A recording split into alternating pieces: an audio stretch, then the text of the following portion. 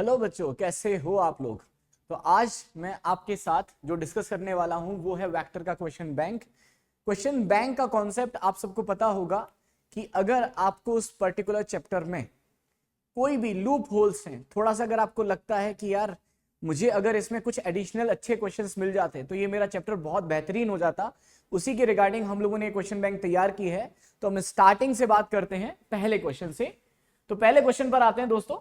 Question में दिया हुआ है आपके पास four forces of the magnitude P, 2P, 3P and 4P act along the four side of A square.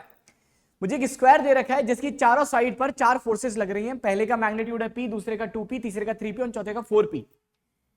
In a cyclic order use the vector method to find the resultant forces.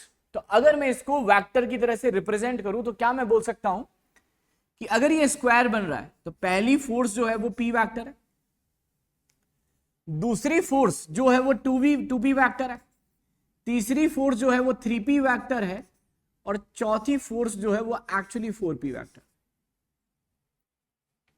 और मुझे calculate करना है कि इसका resultant कितना होगा। तो बहुत ही सिंपल है, हम इसको कंपोनेंट से भी सॉल्व कर सकते हैं। क्या मैं ऐसे बोल सकता हूं या रिजल्टेंट से सॉल्व कर सकते हैं? क्या मैं इसको ऐसे बोल सकता हूं कि वेक्टर की एक प्रॉपर्टी होती है कि वेक्टर को हम 3D में बिना उसका मैग्नीट्यूड और डायरेक्शन चेंज किए शिफ्ट कर सकते हैं। अगर मैं यहां पर वेक्टर को शिफ्ट करने की कोशिश करूं तो ये जो P वेक्टर है वो एक्चुअली इस डायरेक्शन में है और 3P वेक्टर इसके जस्ट अपोजिट डायरेक्शन में। सिमिलरली अगर आप देखोगे तो ये 2P वेक्टर जो है वो वर्टिकली अपवर्ड है and this 4P vector is vertically downward. तो मैं इसको इस तरह से रिप्रेजेंट कर देता हूं। अगर मैं यहां से कैलकुलेट करूंगा तो मैं बोल सकता हूं 4P जो है वो वर्टिकली डाउनवर्ड लग रहा है, 2P वर्टिकली अपवर्ड लग रहा है, तो इसका नेट रिजल्टिंग जो होगा that is 4P minus 2P and that will be the 2P। क्योंकि दो वेक्टर्स अगर 180 डिग्री पर होते हैं तो उनका रिजल्टेंट A माइनस B होता है।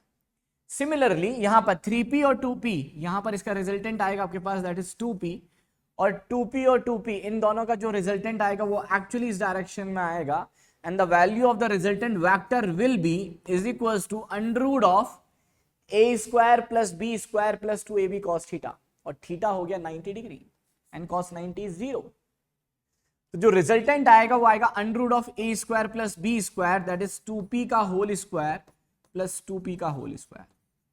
ये वैल्यू बनेगी under root of 4p square plus 4p square is 8p square and this will be equals to 2 root 2p। तो हमारे पास आंसर आएगा कि अगर मैं इन चारों वेक्टर को स्क्वायर के साइड्स पे रखता और रिजल्टेंट वेक्टर की बात करता तो हमारा जो रिजल्टेंट वेक्टर होता वो एक्चुअली इस डायरेक्शन में आता और उसकी वैल्यू आती 2 रूट 2p। नेक्स्ट क्वेश्चन की तरफ बढ़ते हैं। अगला question, a sail boat sails at 2 kilometre due east. इसमें दे रखा है एक सेलर है जो बोट चलाता है और वो ऑब्वियस ही बात है पहले जो है वो 2 किलोमीटर ड्यू ईस्ट जाता है। तो इसको ड्रॉ करने की कोशिश करते हैं, यानी सेलर कुछ ऐसे जा रहा होगा। मैं साइन कन्वेंशन यूज कर रहा हूं कि ये वाली जो डायरेक्शन है वो ईस्ट को डिनोट कर रही है, ये वाली डायरेक्शन जो है वो वेस्ट को डिनोट कर रही है, अपवर्ड इज नॉर्थ, ये जो बोर्ड का अपवर्ड ऊपर की तरफ दिखा रहा हूं, और ये जो है वो साउथ को डिनोट कर रही है। अगर मैं इसको वेक्टर फॉर्मेशन से बात करूं तो मैं बोल सकता हूं मैं ईस्ट को आई केप से डिनोट कर सकता हूं, तो वेस्ट को माइनस आई केप से, नॉर्थ को अगर मैं जे केप से दिखा रहा हूं तो मैं साउथ को माइनस के जे केप से। इजी हो जाएगा समझना। तो पहला, सेलर जो है वो बोट को सेल करता है 2 किलोमीटर ईस्ट की तरफ, then 5 kilometre 37 degree south of east, यानी ईस्ट से साउथ की तरफ। तो ईस्ट से साउथ की तरफ कितना एंगल ये शिफ्ट हुआ, दैट इज 37 डिग्री, और ये जो लेंथ दे रखी है वो आपको दे रखी है that is 5 kilometre. Next line, and finally has an unknown displacement. अब इसका कोई अननोन डिस्प्लेसमेंट होता है जिसका ना मैग्नीट्यूड पता है ना डायरेक्शन पता है, तो मान लेते हैं वो अननोन डिस्प्लेसमेंट है डी वेक्टर।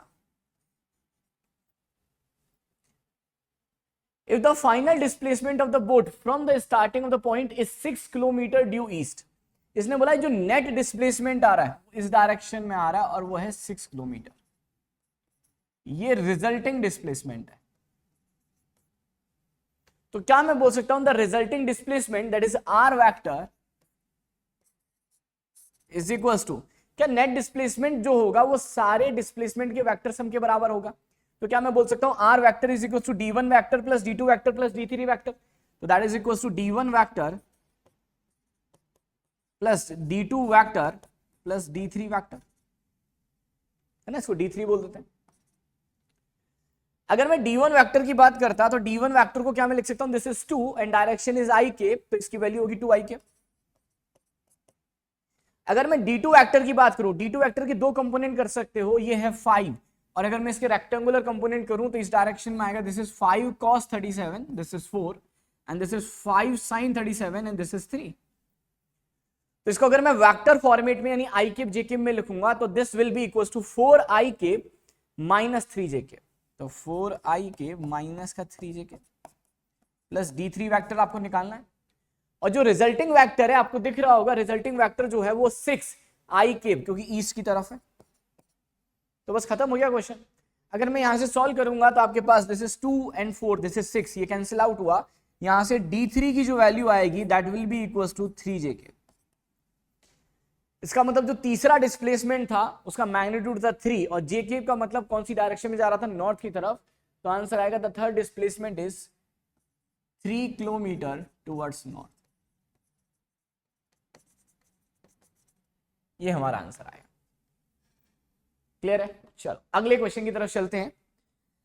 नेक्स्ट क्वेश्चन बहुत ही बेहतरीन सा क्वेश्चन है जो आपके कॉन्सेप्ट को और बिल्डअप करेगा। क्वेश्चन है क्या, the resultant of the two vectors u and v is perpendicular to the vector u। आप सबको पता है दो वेक्टर्स और उसका रिजल्टेंट एक ट्रायंगल बनाते हैं। तो अगर ये u वेक्टर है और ये v वेक्टर है, तो इसने बोला इन दोनों का जो रिजल्टेंट है वो u वेक्टर के परपेंडिकुलर है। और आप सबको पता है दो वेक्टर्स का रिजल्टेंट उनके बीच से पास होता है, तो r वेक्टर इनके बीच से पास होगा और वो u वेक्टर के परपेंडिकुलर है, यानी कुछ ऐसा होगा। अगला पॉइंट, क्या मैं इस v वेक्टर को उठा के यहां पे ला सकता हूं? तो एक्चुअली ये जो बनेगा this is u vector, this is r vector, और इसको उठा के यहां पर लाओगे तो this is v vector.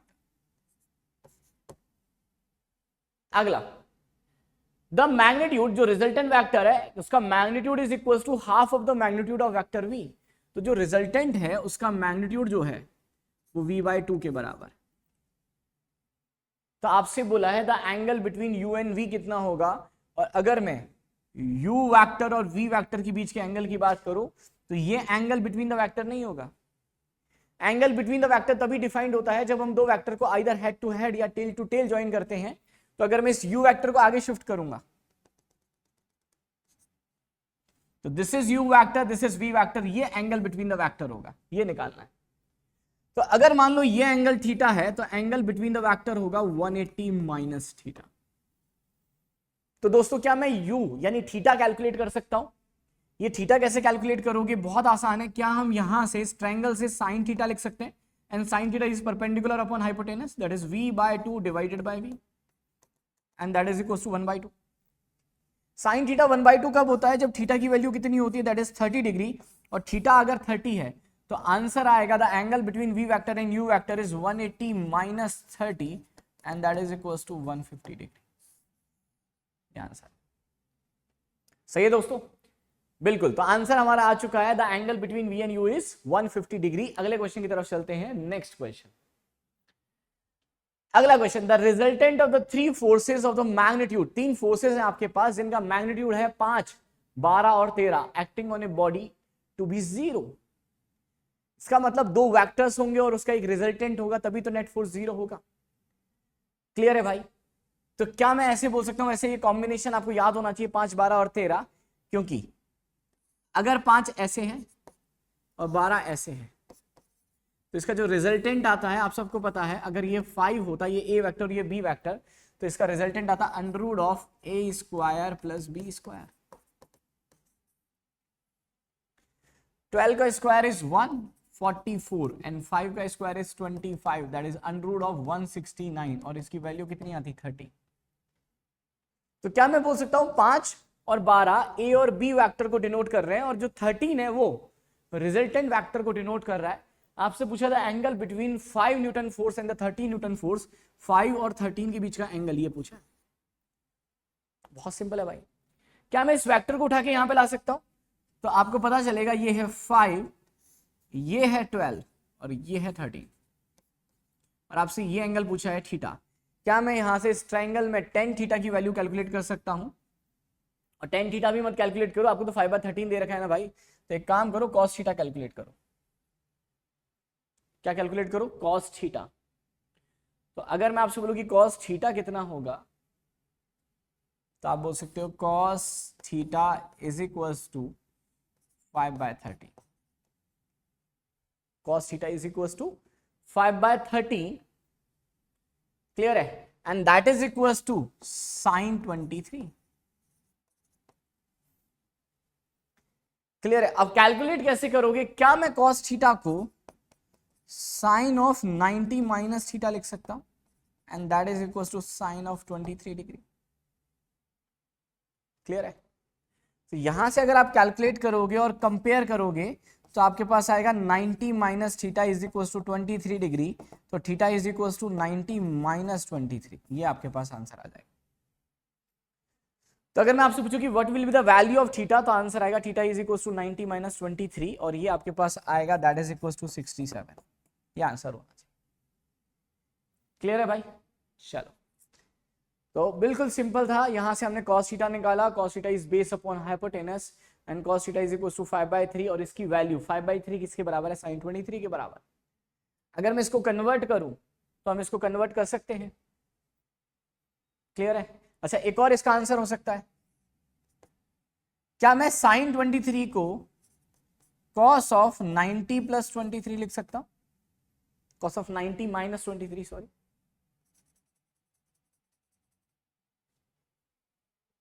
Clear है? तो यहां से भी कैलकुलेट कर सकते थे कंपेयर करके कि sin 23 is cos of 90 minus 23 and that is equal to cos theta, तो थीटा की वैल्यू होती 90 minus 23 and that is equal to 67। Clear है भाई? चलो अगले क्वेश्चन की तरफ चलते हैं। नेक्स्ट क्वेश्चन बहुत ही बढ़िया क्वेश्चन है, एक प्रॉपर्टी भी है जिसको आप लोग याद रखोगे।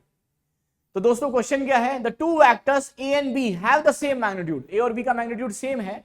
Under what circumstances that the vector A plus B have the same magnitude as of A. इसने बोला है भाई कि ए का मैग्नीट्यूड भी सेम है, ए और बी दोनों का मैग्नीट्यूड सेम है, और रिजल्टेंट का जो मैग्नीट्यूड है यानी ए प्लस बी का जो मैग्नीट्यूड है वो भी ए और बी के बराबर है। तो अगर मैं इस कंडीशन को यूज करता, तो आप सबको पता है रिजल्टेंट वेक्टर यानी ए प्लस बी की बात करोगे तो ये बनेगा under root of A square plus B square plus 2ab cos theta. तो मैं अज्यूम कर रहा हूं कि ए का मैग्नीट्यूड भी x है और बी का भी x है और रिजल्टेंट का भी मैग्नीट्यूड x है। तो क्या मैं यहां पे वैल्यू को पुट कर सकता हूं? स्क्वायर कर दें, R square is X square is equals to x square plus 2x into X into cos theta. क्या ये कैंसिल आउट हो गया? ये इधर आया, ये बना माइनस का x square is equals to 2x square cos theta. ये कैंसिल आउट हुआ, यहां से कॉस थीटा की वैल्यू आई माइनस का 1/2, और कॉस थीटा माइनस का 1/2 कब होता है? जब थीटा कितना होगा? 120 डिग्री। इसका मतलब इसको कंडीशन को आप याद रख सकते हो कि दो वेक्टर्स के बीच का एंगल अगर 120 डिग्री है और अगर दोनों वेक्टर्स का मैग्नीट्यूड भी सेम है, तो जो रिजल्टिंग वेक्टर होता है उसका मैग्नीट्यूड भी उतना ही होता है जितना दोनों वेक्टर का मैग्नीट्यूड होता है। अगला, अब ये भाई बोल रहा है कि अगर magnitude of A vector is equals to magnitude of B vector is equals to magnitude of A minus B vector हो, तो यार इसमें कौन सी कंडीशन बनेगी? क्योंकि यहां तो कंडीशन बन रही है एंगल 120 होना चाहिए, तो इसको बराबर करते हैं। अगर मैं यहां से आर डैश बोलते हैं और आर डैश हो गया magnitude of A minus B vector, तो ये क्या बनेगा? Under root of A minus B का मतलब होता है under root of A square plus B square minus 2ab cos theta. Again अगर मैं इसका मैग्नीट्यूड भी x ले लूं, इसका भी x ले लूं, तो इसका मैग्नीट्यूड भी x होगा, तो स्क्वायर कर देते हैं, तो ये बनेगा x square is equals to x square plus x square minus 2x into cos theta. क्या ये कैंसिल आउट हो गया? ये जो टर्म इधर आएगी वो बनेगी माइनस का x square is equals to minus का 2x square cos theta.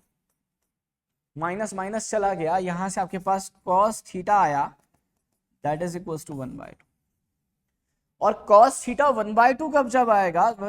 Theta is equals to 60 degree. तो इस केस में दो कंडीशन बन सकती हैं। अगर आप a प्लस बी का मैग्नीट्यूड बराबर कर रहे हो तो एंगल 120 होना चाहिए, और जब आप a माइनस बी के मैग्नीट्यूड को बराबर कर रहे हो तो एंगल जो है वो 60 डिग्री होना चाहिए। क्लियर है भाई? चलो नेक्स्ट क्वेश्चन। अगला क्वेश्चन बहुत ही बढ़िया क्वेश्चन है, थोड़ा सा लेंदी है लेकिन आपको बहुत अच्छी अच्छी चीजें सीखने को मिलेंगी इस क्वेश्चन से। क्वेश्चन क्या है? The resultant of p and q vector is r. तो जो बोल रहा है वो करते चलते हैं।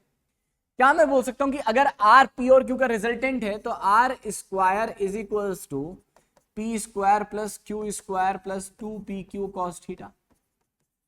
Equation number 1। Next line, if magnitude of q is double, अगर मैं q को हटा के 2q से रिप्लेस कर देता हूं, the magnitude of resultant force भी डबल हो जाएगा। मतलब q को 2q से रिप्लेस करोगे तो r 2r हो जाएगा। क्लियर है भाई? तो ये पहली इक्वेशन थी। अब ये बोल रहे हैं नाउ अगर मैं q को हटा के 2q कर देता हूं, देन रिजल्टेंट r भी चेंज होकर किस में कन्वर्ट हो जाएगा? 2r में। तो अब अगर मैं ये फॉर्मूला लिखता तो रिजल्टेंट r की जगह 2r, तो 2r का square is 4r square, that is p square. q की जगह 2q का स्क्वायर बनेगा तो ये बनेगा 4q स्क्वायर, क्योंकि 2q का whole square, plus 2p, q की जगह 2q इंटू कॉस थीटा। ये इक्वेशन बनेगी। This is equation number 2। अच्छा, क्या मैं इक्वेशन नंबर 1 और इक्वेशन नंबर 2 को सॉल्व कर सकता हूं? बिल्कुल। आर स्क्वायर को यहां पुट करें। अगर मैं इसको यहां पुट करूंगा, देखो इक्वेशन क्या बनेगी? 4 R square is P square plus Q square plus 2pq cos theta is equals to, यहां पर बनेगा आपके पास that is P square plus 4q square plus ये हो जाएगा आपके पास that is 4pq cos theta. Clear है? अगर मैं इसको सॉल्व करूं तो क्या मैं बोल सकता हूं 4q स्क्वायर से 4q स्क्वायर चला गया, 4p स्क्वायर और p स्क्वायर यहां पर बनेगा 3p square, and 4 into 2 is 8pq cos theta and 4pq cos theta. तो यहां पर बचा आपके पास 4pq cos theta and that is equal to 0। एक p कॉमन आके चला गया, तो यहां से आपके पास एक कंडीशन आई that is 3p is equal to minus का 4q cos थीटा। ये कंडीशन बन गई। सही है। अगली कंडीशन क्या है? अब इसने बोला when the direction of q is reverse from the initial direction, magnitude of the resulting force is also doubled. यानी पहले अगर q ऐसे था, p ऐसे था, और angle between p and q theta था, तो रिजल्टिंग जो था वो r था। अब ये बोल रहा है q की डायरेक्शन को चेंज कर दो, तो q को अगर मैं रिवर्स कर दूंगा तो ये ऐसे बन जाएगा, और ये p हो गया, ये q हो गया। तो जो एंगल है वो आपको दिख रहा है कि अब angle between the vectors theta ना होके 180 माइनस थीटा हो गया, और केस में जो रिजल्टेंट है वो इसने बोला r ना होके 2r हो गया। तो अब मैं लिखूंगा रिजल्टेंट का स्क्वायर यानी 2r का स्क्वायर इज इक्वल्स टू, अब यहां पे लिखोगे that is a square plus b square plus 2ab cos theta, और थीटा की जगह आएगा cos ऑफ 180 माइनस थीटा, तो वो नेगेटिव बनेगा, तो that is equals to p square plus Q square, ये बनेगा माइनस का 2pq cos थीटा। ये नेगेटिव क्यों आया? क्योंकि cos ऑफ 180 माइनस थीटा, तो यहां पे माइनस का थीटा आ जाएगा, माइनस cos थीटा। यहां से अगर आप सॉल्व करोगे तो ये कंडीशन बनी आपके पास again 4r square is equal to P square plus Q square minus 2pq cos theta. ये इक्वेशन बनी। और क्या मैं इसको इस वाली इक्वेशन से कंपेयर कर सकता हूं? इसको बोलता हूं इक्वेशन नंबर 3, और 3 और 2 को अगर आप कंपेयर करोगे तो 4r स्क्वायर कंपेयर कर लो, तो कंपेयर करोगे तो यहां पर आएगा आपके पास p square plus 4q square plus 4pq cos theta, and that is equals to p square plus q square minus 2pq cos theta. सही है। यहां से अगर मैं सॉल्व करूं तो आपको दिख रहा होगा ये p स्क्वायर से p स्क्वायर चला गया, 4q स्क्वायर और q स्क्वायर, तो यहां पे बचा दैट इज 3q स्क्वायर, और ये इधर चला गया तो बचा माइनस का 6pq cos थीटा। यहां से एक q से q चला गया, तो आपके पास actually Q is equal to आया माइनस का 2p cos थीटा। इसको मैं बोल देता हूं this is equation number 4 and this is equation number 5। अब एक काम करो, 4 और 5 को डिवाइड कर दो। अगर मैं 4 और 5 को डिवाइड करूंगा ना तो 4 है मेरे पास 3p is equal to minus 4q cos theta. 3p is equal to minus का 4q cos थीटा, और इसको मैं डिवाइड कर रहा हूं किससे, 5 से। q is equal to minus का 2p cos theta, q is equal to minus का 2p cos थीटा। यही है, यही है ना भाई, q is equal to minus का 2p cos थीटा। अगर आप इसको सॉल्व करोगे तो अभी देखो cos थीटा क्या, नेगेटिव नेगेटिव गया, ये इधर चला गया, ये बना 6p square is equal to 4q square. और अगर मैं यहां से p बाय q की बात करूं तो p by q is equal to बनेगा आपके पास दैट इज इक्वल टू 4/6 का रूट, तो अंडर रूट ऑफ 4/6। यानी अगर मैं p की बात करूं तो मैं p को अगर रूट ऑफ 4 अज्यूम कर रहा हूं तो q को मुझे रूट ऑफ 6 अज्यूम करना पड़ेगा। अब आते हैं r पे। अगर मैं r की बात करूं तो इधर देखो, इक्वेशन नंबर 1 और इक्वेशन नंबर 3 को अगर आप ऐड कर दोगे ना तो ये टर्म कैंसिल आउट हो जाएगी।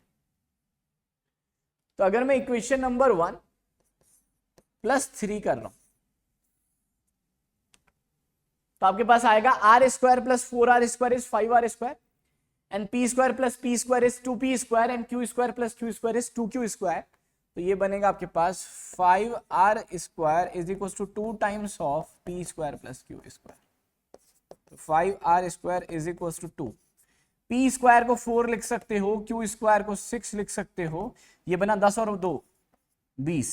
तो r की वैल्यू आएगी आपके पास 20/5 का root and that is root 4।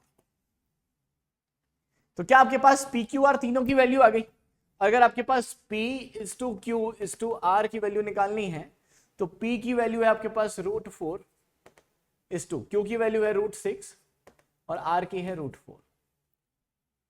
अगर मैं इसको लिखूंगा तो क्या मैं इसको 2 is to root 6 is to root 2 sorry is to 2 ऐसे लिख सकते हैं, और रूट 6 को रूट 2 इंटू रूट 3 और रूट 2 कैंसिल आउट हो गया तो यहां पर बचेगा root 2 is to root 3 is to root 2। ये इसका आंसर आएगा। आपसे यही क्वेश्चन में पूछा है, the magnitude of resulting force is again double, find the value of p is to q is to r and the value of the p is to q is to r is equals to, answer हमारा दिख रहा है यहाँ पे root 2 is to root 3 is to root 2। Clear है? बहुत ही बढ़िया question था, थोड़ा सा लेंदी है लेकिन अच्छा क्वेश्चन है। अगले क्वेश्चन की तरफ चलते हैं। Next question number 7, the 5 consecutive sides of a regular hexagon. Regular hexagon का मतलब है कि ऑब्वियसली बात है उस हेक्सागन की सारी साइड लेंथ सेम है। The 5 consecutive sides of a regular hexagon represent 5 unit vector acting in the same sense, then the resulting vector कितना होगा? तो क्या मैं बोल सकता हूं, अगर ये एक हेक्सागन है तो ये हो गया पहली side, this is a vector, this is b vector, this is c vector, this is d vector and this is e vector. तो रिजल्टेंट वेक्टर क्या होगा? क्या मैं बोल सकता हूं रिजल्टेंट वेक्टर होगा tail of the first vector, the tail of the first vector to head of the last vector. This will be the r vector. और मैं क्या बोल सकता हूं, जो r वेक्टर होगा एक्चुअली r वेक्टर होगा वो a vector plus b vector plus c vector plus d vector plus e vector के बराबर होगा। अब ये सारे वेक्टर यूनिट वेक्टर है, मतलब सबका मैग्नीट्यूड सेम है, बस डायरेक्शन अलग अलग है। तो क्या मैं ऐसे बोल सकता हूं क्या, ए वेक्टर और डी वेक्टर मैग्नीट्यूड में सेम होंगे लेकिन डायरेक्शन में अपोजिट है, तो ये आपस में एक दूसरे को कैंसिल आउट कर देंगे। अगर हम बात करें किसकी, ए और डी की। सिमिलरली तो ए को डी कैंसिल आउट कर देगा, सिमिलरली बी को ई कैंसिल आउट कर देगा, तो बी को ई कैंसिल आउट कर देगा। तो जो आपका आर वेक्टर है वो एक्चुअली किसके बराबर आ रहा है? क्या मैं बोल सकता हूं आर वेक्टर सी वेक्टर के बराबर आएगा? और अगर ऐसा है तो बस मुझे सी वेक्टर निकालना, और ये कैसे निकालोगे, ये टोटल एंगल जो होता है वो 120 डिग्री होता है, तो उसका आधा कितना होगा 60 डिग्री। और अगर ये यूनिट वेक्टर है तो इसका मैग्नीट्यूड होगा 1, तो 1 का ये वाला कंपोनेंट होगा दिस इज 1 cos 60, और ये वाला जो होगा दिस इज 1 sin 60। तो अगर मैं सी वेक्टर की बात करूं तो सी वेक्टर को अगर मैं रिप्रेजेंट करूंगा कंपोनेंट की फॉर्म में तो this will B 1 cos 60 minus का आई के प्लस 1 sin 60 प्लस का जे के। ये आंसर आए। अगर आप इसको सॉल्व करोगे तो ये बनेगा माइनस का 1/2 आई के प्लस का √3/2 जे के। ये आपके पास आंसर आए। क्लियर हो रही है बात? बस आपसे यही पूछा है तो ये हमारा आंसर होगा। अगले क्वेश्चन की तरफ चलते हैं। Next question number 8। चलो दोस्तों अगले क्वेश्चन पर आते हैं। अगला क्वेश्चन क्या है? तो 4 ants 1 2 3 4 are pulling a grain. तो यहां पे एक ग्रेन रखा हुआ है और 4 चींटियां हैं with a force of the magnitude 3 Newton 1 Newton 2 Newton and F Newton. तो 4 चींटियां हैं जो फोर्स लगा रही है 3 न्यूटन का, 2 न्यूटन का, F न्यूटन का और 1 न्यूटन का। ग्रेन अगर इक्विलिब्रियम पर है तो आपसे F की वैल्यू पूछिए। तो सबसे पहली चीज इक्विलिब्रियम क्या होता है? इक्विलिब्रियम का मतलब है the net external force acting on the body is equal to 0।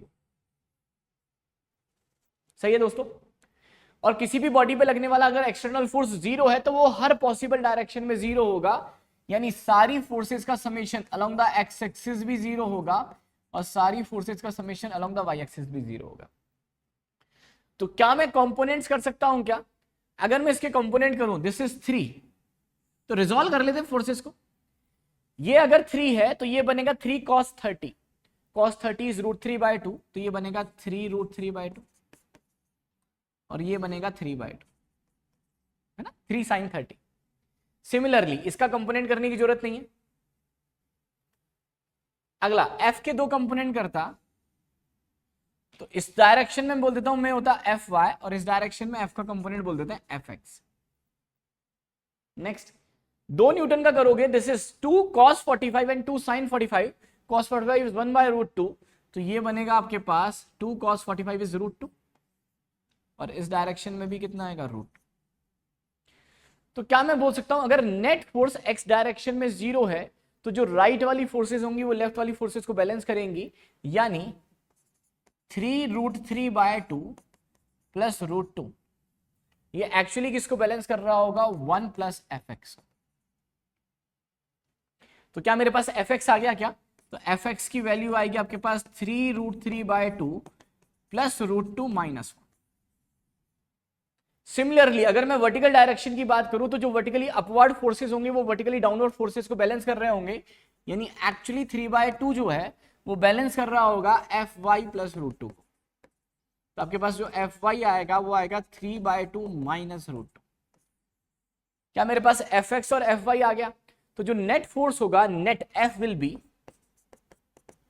Under of Fx² plus Fy² resulting force, और अंडर ऑफ Fx², तो Fx का मतलब हो जाएगा दैट इज 3 √3/2 प्लस √2 माइनस 1 का होल स्क्वायर।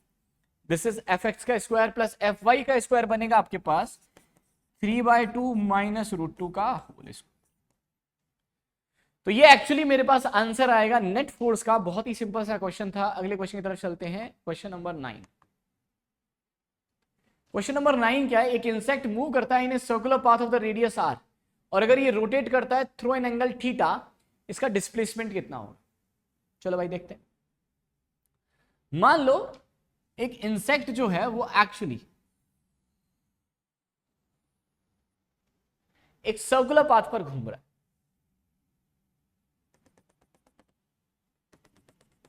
है ना। इनिशियली क्या मैं बोल सकता हूं जो इंसेक्ट है वो यहां पर है और यहां से चलते चलते इंसेक्ट इस सर्कुलर पाथ पर घूमते घूमते इस पॉइंट पर आ गया, यानी ए से एक्चुअली कहां पर आ गया? बी पर। और जब ये ए से बी पर चलते हुए आ रहा है तो ये सेंटर पर कितना एंगल सस्टेन कर रहा है? थीटा। तो क्या मैं बोल सकता हूं इसका इनिशियल पोजीशन वेक्टर ये हो जाएगा। इसको मैं बोलता हूं this is r initial, r आई के, इसको आर इनिशियल वेक्टर बोल दें। ये इसका इस फाइनल पोजीशन वेक्टर हो जाएगा। तो अगर मुझे डिस्प्लेसमेंट वेक्टर निकालना है तो क्या यही डिस्प्लेसमेंट वेक्टर होगा? अब ये डिस्प्लेसमेंट वेक्टर कैसे निकालेंगे? इसको हम निकाल सकते हैं polygon rule of vector addition से। And by the polygon rule of vector addition, किसी भी क्लोज पॉलीगन में net vector sum of all vectors is always equal to 0। तो अगर मैं यहां पर टेल टू हेड को पॉजिटिव ले रहा हूं तो ये है tail to head is R I cap R vector, R initial vector plus tail to head plus का D vector, and head to tail मुझे माइनस लेना पड़ेगा, तो ये बनेगा माइनस का r final vector n is equal to 0। तो displacement vector होगा final position vector minus initial position vector. अब फाइनल पोजीशन वेक्टर कैसे निकालोगे? अगर मान लो ये फाइनल पोजीशन वेक्टर है तो आपको पता है इसका मैग्नीट्यूड तो आर ही होगा, क्लियर है ना? उसकी रेडियस दे ही रखी है, दैट इज आर। तो क्या मैं इसके दो कंपोनेंट कर सकता हूं? ये एंगल अगर थीटा है तो इसका ये वाला कंपोनेंट बनेगा आर कॉस थीटा और ये वाला कंपोनेंट बनेगा आर साइन थीटा। तो अगर मैं फाइनल पोजीशन वेक्टर को वेक्टर फॉर्म में लिखना चाहूं तो आर फाइनल होगा R cos theta I cap plus R sine theta J cap. तो यहां पे लिख देते हैं। तो displacement vector is final position vector that is R cos theta I cap plus R sine theta J cap minus initial position vector. क्या मैं initial position vector को आर इनिशियल बोल सकता हूं, आर आई के बोल सकता हूं? ये बनेगा। अगर मैं इसको सॉल्व करूं तो क्या यहां से आई के वाले को आई के के साथ और जे के वाले को जे के के साथ ले सकते हैं? तो यहां से एक्चुअली अगर आप कॉमन लोगे तो ये बनेगा are cos theta minus 1 I cap plus R sine theta J के, ये वैल्यू आएगी, क्लियर है? और इसका अगर आप मैग्नीट्यूड निकालोगे तो मैग्नीट्यूड आएगा under root of I cap के कोफिशिएंट का स्क्वायर प्लस जे केप के कोफिशिएंट का स्क्वायर। तो ये बनेगा आपके पास R square cos theta minus 1 का whole square plus R square sine square theta. तो यहां से आर कॉमन आ जाएगा, क्योंकि आर स्क्वायर को अगर आप कॉमन लोगे तो आर बाहर आएगा क्योंकि रूट के साथ है। ये बनेगा कॉस थीटा माइनस 1 का होल स्क्वायर, इसको ओपन करोगे ए माइनस बी के होल स्क्वायर से, तो this is A square plus B square minus 2ab plus यहां पर बचेगा आपके पास sine square theta. cos square theta plus sin square theta is 1. 1 plus 1 is 2 and this will be 2 minus 2 cos theta. तो ये आएगा r under root of 2 minus 2 cos theta. क्या मैं 2 को कॉमन लूंगा तो रूट 2 में कन्वर्ट हो जाएगा, this will be equal to root 2r और अंडर रूट में आएगा 1 माइनस कॉस थीटा। अब 1 माइनस कॉस थीटा को कैसे निकालोगे? हाफ एंगल फॉर्मूला आपने पढ़ा होगा कि जो कॉस थीटा होता है वो होता है 1 minus 2 sine square theta by 2। तो 1 माइनस कॉस थीटा होगा 2 साइन स्क्वायर थीटा बाय 2, यहां पुट कर देते हैं तो that will be equal to root 2r under root of 2 sine square theta by 2। दोस्तों रूट 2 इंटू रूट 2 इज 2, तो this will be equal to 2r और under root of sine square theta by 2, तो square से root चला जाएगा तो ये आएगा 2r साइन थीटा बाय 2। तो आंसर आपके पास आएगा कि जो डिस्प्लेसमेंट वेक्टर होगा, ये जो है displacement vector, the magnitude of displacement vector will be equals to 2r sine theta by 2। बाकी इसको करने का एक और तरीका है, अभी तो हमने फिजिक्स से बाय द वेक्टर इसको सॉल्व किया, लेकिन अगर मैं इसको किसी और तरीके से सॉल्व करना चाहता तो मैं इसको काइनेमेटिक्स से या फिर आप बोल सकते हो सीधे बेसिक मैथमेटिक्स से सॉल्व कर सकता हूं। आगे चलते हैं, अगला question, find the vector equation of a line which is parallel to a given vector a. तो जैसे मान लो ये एक लाइन है, ये जो लाइन है भाई ये ए वेक्टर के पैरेलल है, यानी इस ए वेक्टर का यूनिट वेक्टर और इसका यूनिट वेक्टर सेम होगा क्योंकि दोनों की डायरेक्शन सेम होगी, बिल्कुल। And passing through a given point having a position vector r0। तो ये एक पॉइंट से पास हो रही है जिसका पोजीशन वेक्टर है r। तो अगर मुझे इस वेक्टर को लिखना है, इसका इनिशियल पोजीशन वेक्टर r0 है और फाइनल पोजीशन वेक्टर को मैं r फाइनल बोल देता हूं, तो ऑब्वियसली बात आप सबको पता है कि final position vector minus initial position vector इस वेक्टर को डिनोट कर देगा, क्योंकि अगर आप इसको लिखोगे, क्या मैं बोल सकता हूं, initial position vector plus this vector, और इस वेक्टर को कैसे लिखोगे, इसके मैग्नीट्यूड को इसकी डायरेक्शन से मल्टीप्लाई करके। तो initial position vector plus this vector give you the final position vector. Clear है?